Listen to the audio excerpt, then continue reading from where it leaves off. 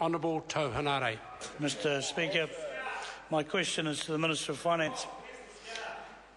No, this is not about polls. Order. Order. If the member would just ask his question, and I'd be grateful if there was less interjection from my Thank you, Mr. Honourable Speaker. Henare. What reports has he received on inequality in New Zealand, and how do recent changes... Shall I start again? Yes.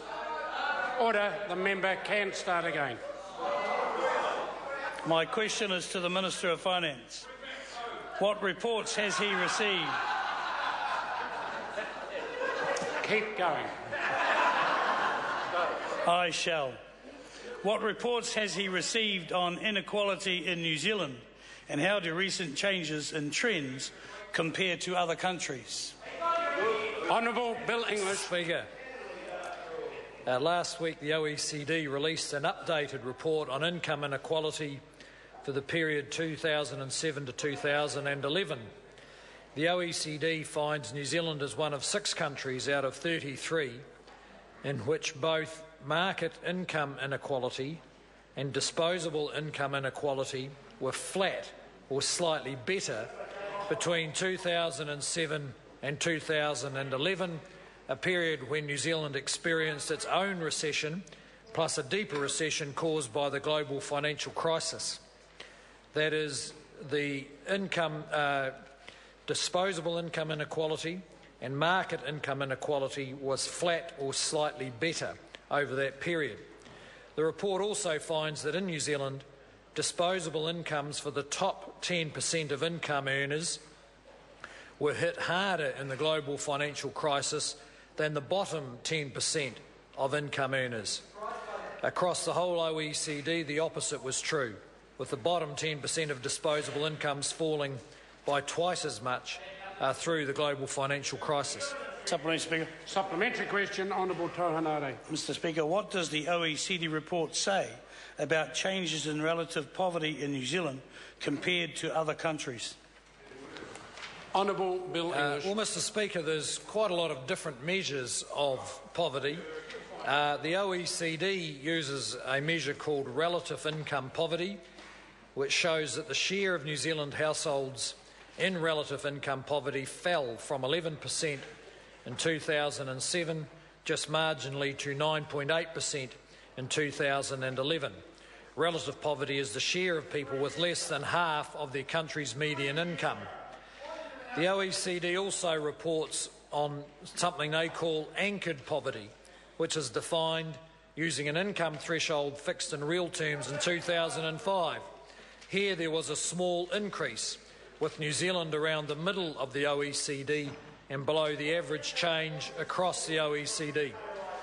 These measures confirm that New Zealand has been able to find a balance in supporting the most vulnerable families through the GFC, setting a path back to surplus, getting the economy back to growth without decreases in inequality of incomes.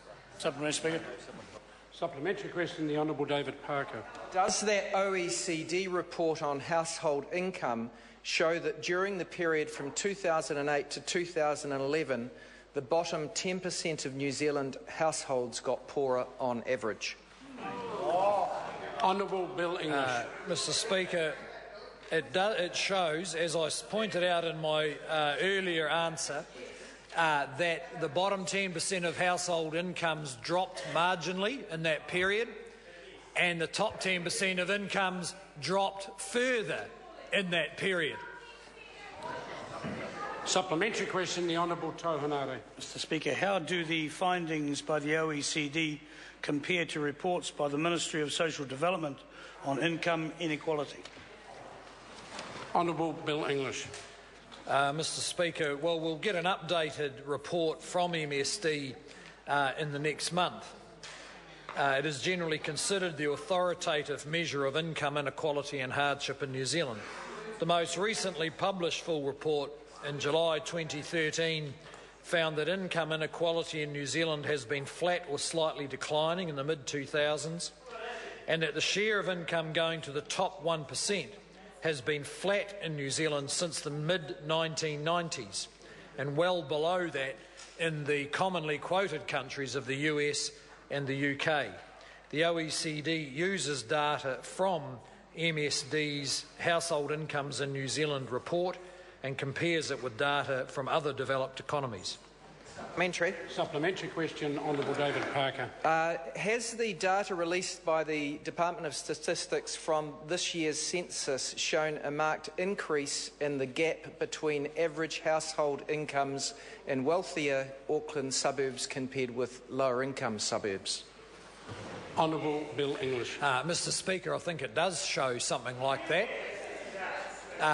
But the member is working pretty hard to find what you would expect to find, and that is if on average income inequality is about the same, you will find subgroups and you will find communities where income inequality has increased, and you'll find others where income inequality has decreased.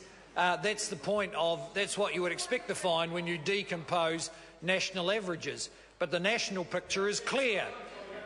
While most people believe the rich are getting richer and the poor are getting poorer, that is in fact not the case in New Zealand, despite the fact that we have had a major recession. Order. Supplementary question, the Honourable Henare. Mr Speaker, what alternative approaches to poverty reduction has he seen, and what lessons can we take from these approaches to achieve better outcomes for vulnerable families? Honourable Bill English. Well, Mr Speaker, I think the situation is summed up by one authoritative source, the Salvation Army, who said that in 2008 it pointed out there had been a 70% increase in spending on welfare, health and education under the previous government, but there was very little social progress. And if I can quote them, our measures of progress should not just be those of how much our economy has grown. More relevant measures could be those of how few people are locked up in prison, how few violent crimes have been committed, how much better children in poorer schools are achieving. We agree with those measures. That's why this government has set results, targets to report on regularly in each of those categories, and we are generating better outcomes for New Zealanders, as well as holding the rate of income inequality. Very good. Question number 4, Honourable David Parker. Thank you, Mr Speaker. My question is to the Minister of Finance.